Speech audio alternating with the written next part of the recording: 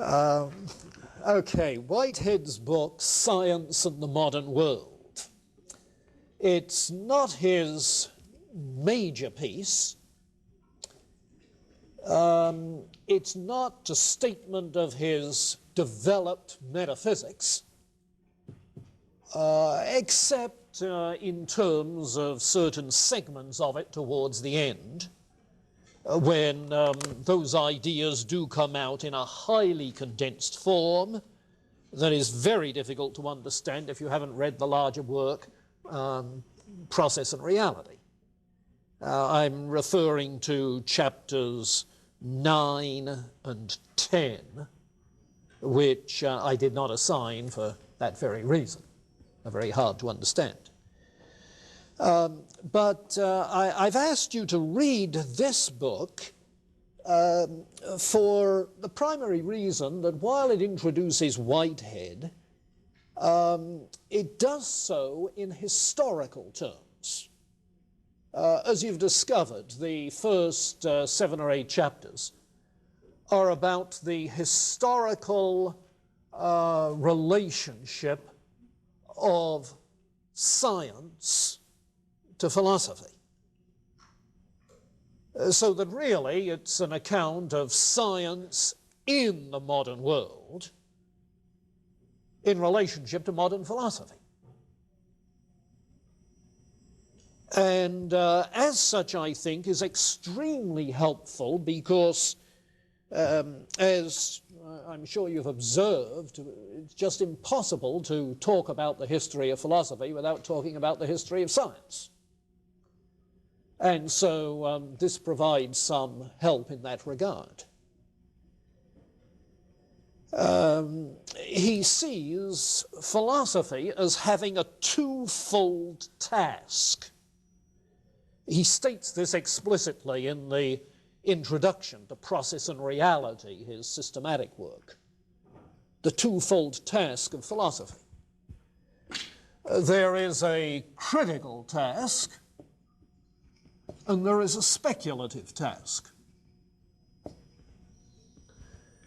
Now, that's the case with philosophy generally in any regard. Criticism of speculative ideas. Criticism of theoretical constructs. To see if they are coherent, consistent, empirically adequate. And incidentally, those are the criteria he always works with. Empirical adequacy. Does it cover all relevant information? Empirical adequacy. And rational coherence. Not just logically consistent, but does it provide a unified and comprehensive scheme? Coherence. So critiquing is one of the things, and in relationship to the history of science, it's the critiquing of scientific abstractions. The critiquing of scientific abstractions. And you see that at work in the first 4 or 5 chapters of the book. He's critiquing the theoretical abstractions of mechanistic science, what he calls mechanistic philosophy. The second speculative function, of course, is the positive function of philosophy, to propose more consistent, more empirically adequate speculative theories, extrapolating.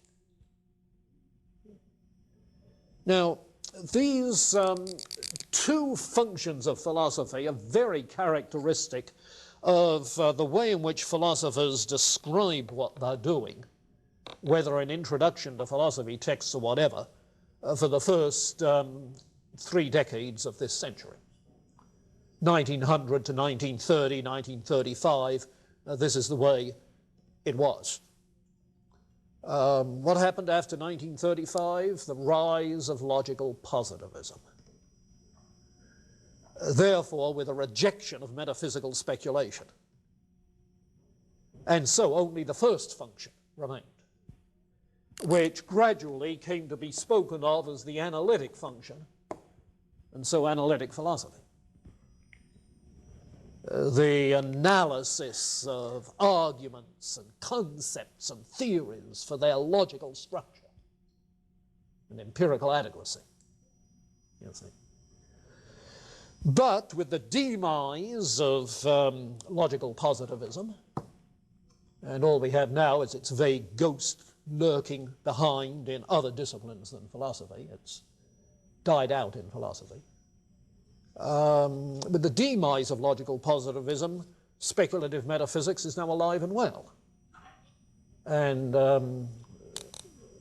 some of you, I don't know if any of you are, but some of you or your colleagues are taking a seminar this quad on contemporary metaphysics. Very contemporary, you'll see. But in any case, this is the way philosophy was conceived in those early decades of this century.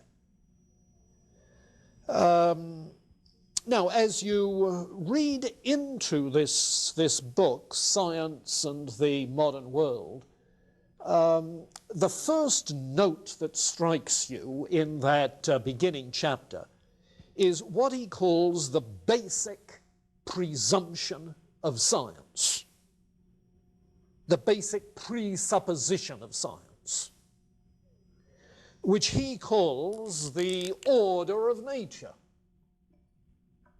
The order of nature. In the second chapter, it turns out that he's discussing the mathematical order of nature, because it was the rise of modern mathematics that was particularly significant in the 17th century, particularly. So the order of nature. You notice, I hope, that while he calls it a mathematical order, or if you like, a logical order, he also calls it an aesthetic order. Keep that in mind. As I mentioned last time, he seems to have an aesthetic theory of value. That is to say, all values seem ultimately to reduce to aesthetic values. Truth is valued for its aesthetic satisfaction. Goodness, moral value, contributes to the aesthetic harmony of the whole. It's important for that reason. So he has an aesthetic theory of value. So he's saying, in a sense, that this is a value-laden order of nature. That values are not simply utilitarian. Usefulness of things. Value is not something that we create and add, bring to nature. Nature itself is value-laden. And so he speaks of the aesthetic order as being an ideal for the future. Inasmuch as this is a process philosophy, the process is directional. What direction? To the achievement of value. That ideal, you see. So it is a value-achieving process, laden with the possibility, the potential, but a value-achieving process, a teleological process. And it's that notion of a value-achieving natural order that makes Whitehead so revolutionary in comparison with modern science and earlier philosophy. A value-achieving natural order. So you can anticipate then that the general theme of the book will be to critique the kind of supposed natural order which is value-free, bare, blind fact, blind process, causal mechanism without rhyme or reason, you see. He's going to be critiquing that, and at the same time tracing the developing case for the kind of teleological view that he has. Now, in both the critical and the speculative function,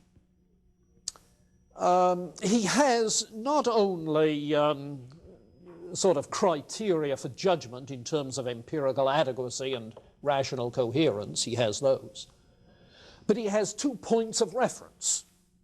If you're talking of empirical adequacy, what sorts of experience are most significant? And his points of reference are, of course, developments in modern science, but he's perfectly aware that modern science is simply dealing with further scientific abstractions. You see, what makes the abstractions of modern science any better than the abstractions of mechanistic science? So it's not simply modern science. The other point of reference is what again and again, naive experience, concrete experience.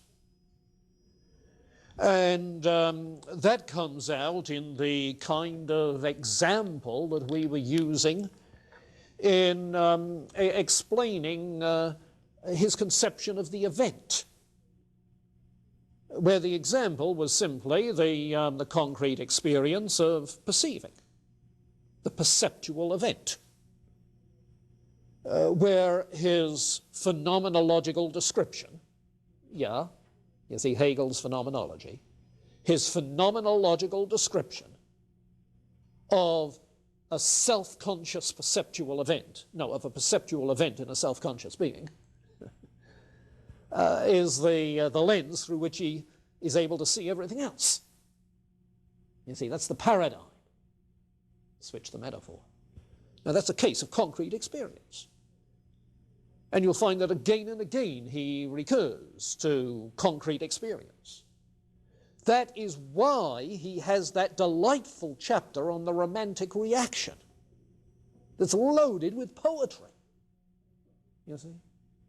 Because he takes it that poetry is dealing with concrete human experience, not with theoretical abstraction, you see.